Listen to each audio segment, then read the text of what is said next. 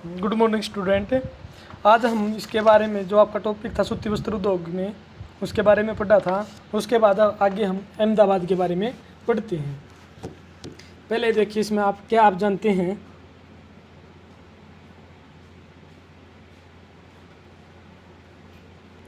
भारत वस्त्र उद्योग के कुल उत्पादन का 1/3 हिस्सा क्या कर देता है, निर्यात, यानी कि जो प्रोडक्शन होता है भारत के अंदर उसका 75% हिस्सा को दूसरे देशों में बाहर बेच देता है।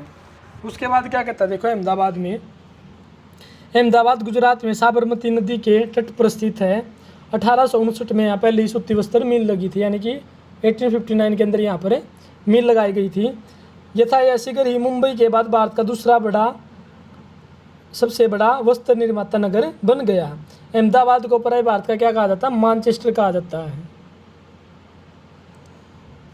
अनुकूल अवस्थिति कारक अहमदाबाद में सूती वस्त्र उद्योग के विकास में सहायक थे, यानी कि यहाँ पर भी कोषण आर्द्र जलवायु, पास में पोर्ट की स्थिति उपलब्ध होना, बंदरगाहों की स्थिति उपलब्ध होना और आपका कच्चा माल मिलना और सस्ते श्रमिक वहाँ पर मिलना। अहमदाबाद कपास उत्पादन करने वाले क्षेत्र के बहुत निकट स्थित था। यहाँ कच्चा माल आसानी से उपलब्ध होता है। जलवायु कताई व बुनाई के लिए आदर्श है। सपाट भूमि और भूमि की आसानी से उपलब्धता मिलों की स्थापना में उपयुक्त होती है। सपाट मतलब वहाँ पर जो भूमि है वो बिल्कुल समतल है, उबड़ खाबड़ भूमि वहाँ पर नहीं है। गुजरात और महाराष्ट्र राज्य की घनी आबादी इस उद्योग को कुशल और अर्धकुशल श्रमिक उपलब्ध कराती है। सुविकसित सड़कें और रेल मार्ग का जाल सूती वस्त्र को देश के विभिन्न भागों में आसानी से पहुंचाने में मदद करता है। इस तरह इसकी बाजार तक सरल पहुंच उपलब्ध है। नज़दीक में मुंबई पत्तनी से मशीनों को आयात करने तथा सूती वस्त्र उद्योग के निर्यात करने की सुविधा भी प्रदान करता है, यानी कि वो वहाँ से भी इसको क्या है, एक स्थान से दूसरे स्थान पर चीज़ों को भेज सकता है। उसके बाद क्या कहता है, देखो, परंतु हाल के वर्षों में अहमदाबाद की सूती वस्त्र मिलों की कुछ समस्याएं भी हैं। बहुत से वस्त्र मिल बंद हो चुके हैं या बंद होने की कगार पर हैं। देश में नए वस्त्र उद्योगों का विकास और अहमदाबाद की मिलों में मशीन प्रौद्योगिकी का नवीकरण न होना इसका प्रमुख कारण है, यानी कि उसमें नई टेक्नोलॉजी का ऐड ना होना भी उसका बंद होने का मुख्य कारण बताया गया है। जैसे आपका ओसाका बताया गया है। ओसाका क्या आपका जापान के अंदर एक जगह है, एक स्थान है जिसे जापान का मानचेस्टर कहा जाता है। अगर मैप में देखें तो हम आपका ये देखो, ये आपका जापान है और ये जापान में करीब आपका यहाँ से किसकी स्थिति है, ओसाका की। उसके बाद देखो,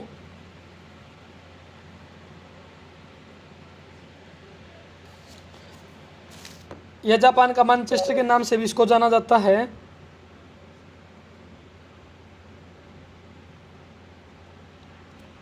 ओसाका में सूती वस्त्र उद्योग का विकास कई भौगोलिक कारणों से हुआ है। ओसाका के चारों ओर विस्तृत मैदान सूती वस्त्र मिलों के विकास के लिए आसानी से भूमि की उपलब्धता सुनिश्चित करता है।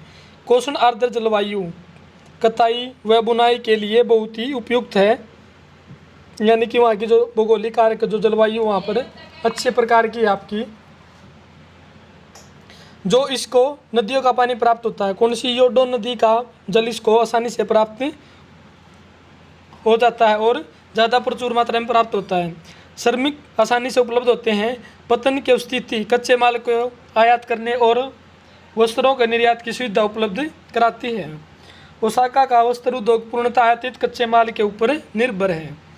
कपास मिस्र, जो कपास है उसको कहाँ से आयात करता है, कहाँ से मंगवाता है, मिस्र, भारत, चीन और यूएसए से आयात की जाती हैं। लेकिन वहाँ पर इतनी टेक्नोलॉजी, इतनी अच्छी प्रौद्योगिकी कि वो दूसरे देशों से आयात करके अच्छा प्रोडक्शन करके भी उससे बहुत ज़्यादा पैसा कमाता है और दूसरे देशों में उसका निर्यात करता है। परिष्कृत उत्पाद, यानी कि जो माल तैयार हुआ उसे अधिकांश निर्यात कर देता है, यानी कि दूसरे देशों में उसको भेज देता है। उच्च गुणवत्ता और कम मूल्य की वजह से उसका ये एक अच्छा बाजार है।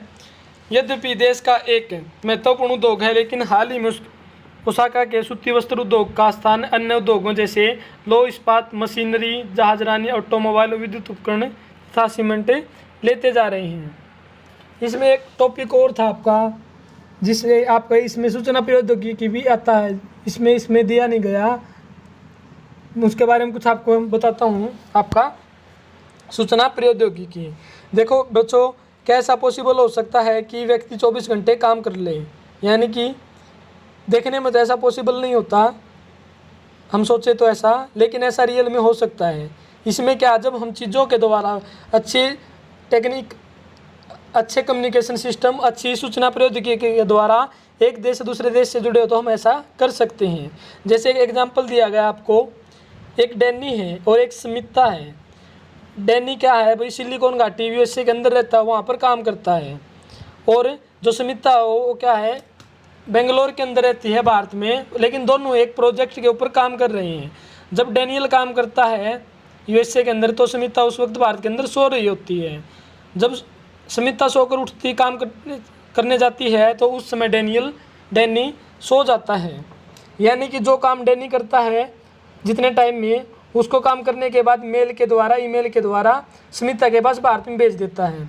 और जब स्मिता उठती है काम करने को, उससे आगे उस प्रोजेक्ट पर काम करती है, और जब स्मिता टाइम ओवर होता है, ख़त्म होता है, तो वो उसी काम को डैनी के पास फॉरवर्ड कर देती है।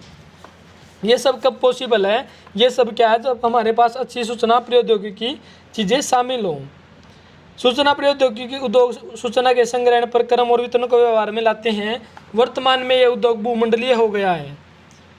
प्रौद्योगिकी राजनीतिक, सामाजिक, आर्थिक परिवर्तनों के कारण ऐसा हुआ है। मुख्य कारक जो इस उद्योग की स्थिति को निर्धारित करते हैं वह संसाधन उपलब्धता, लागत, अवसंरचना, जो उसका बुनियादी ढांचा है, बेसिक स्ट्रक्चर है। सूचना प्रौद्योगिकी उद्योग के मुख्य क्षेत्र कैलिफोर्निया, सिलिकॉन घाटी और भारत के बेंगलुरु में स्थित हैं। जैसे बेंगलोर आपका दक्कन पठार पर स्थित है, जहाँ से इसका नाम सिलिकॉन पठार पड़ा है।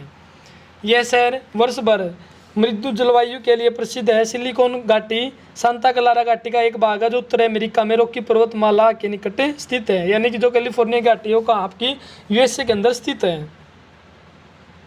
इस क्षेत्र की जलवायु शीतोष्ण है। यहाँ शायद ही कभी तापमान 0 सेंटीग्रेड से नीचे जाता है। सिलिकॉन पठार, बेंगलोर और सिलिकॉन घाटी कैलिफोर्निया के स्थिति लाभों को बताया भी जा सकता है। भारत के महानगरीय केंद्रों में उभरते सूचना प्रौद्योगिकी नाम के क्षेत्र जैसे मुंबई, नई दिल्ली, हैदराबाद, चेन्नई, अन्य स्थान जैसे गुड़गांव, पुणे, तिरुवनंतपुरम, कोच्चि, चंडीगढ़ सूचना प्रौद्योगिकी आदि इसके अंदर आपके शामिल हैं। उद्योग के महत्वपूर्ण केंद्र है। बेंगलुरु के पास हमेशा विशिष्ट लाभ रहा है। इस शहर को मध्यम और उच्च प्रबंधन प्रतिभा बड़ी संख्या में यहाँ पर उपलब्ध है। देखो सूचना प्रौद्योगिकी आपके जो उद्योग है उनको सनराइज उद्योग यानी कि उभरते उद्योग के नाम से भी उनको जाना जाता है।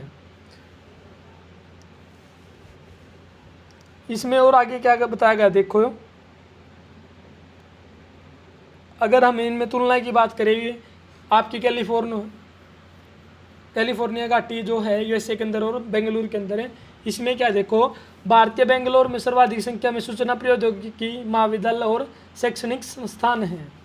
यह नगर धूल मुक्त है और यहाँ का किराया व रहन सहन का खर्च भी बिल्कुल कम है। सबसे पहले सूचना प्रौद्योगिकी की घोषणा 1992 में कर्नाटक की राज्य सरकार ने की थी। इस शहर में कार्य अनुभव वाले कुशल प्रबंधक सर्वाधिक उपलब्ध हैं। अगर हम कैलिफोर्निया घाटी के बारे में देखें, इसमें क्या कहता है देखो, विश्व में सबसे अधिक उन्नत वैज्ञानिक और प्रौद्योगिकी केंद्रों के समीप हैं।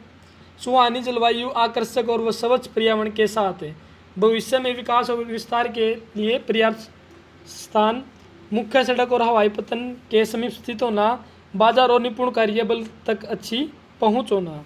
देखो बेंगलोर के अंदर व्यक्ति जो हैं, वहाँ की चीज़ें देखी जाए, बेंगलोर के व्यक्ति गवर्नमेंट सेक्टर के अंदर काम करना इतना ज़्यादा पसंद नहीं करते हैं, क्योंकि गवर्नमेंट सेक्टर के अंदर वहाँ पर कम सैलरी है। वहाँ के लोग अच्छे पढ़े लिखे, अच्छे वेल एजुकेटेड होने के कारण प्राइवेट सेक्टर के अंदर काम करना ज़्यादा पसंद करते हैं, क्योंकि वहीं पर उनको महीने का 1-1 करोड़ रुपए सैलरी भी वो वहाँ से प्राप्त कर रहे हैं।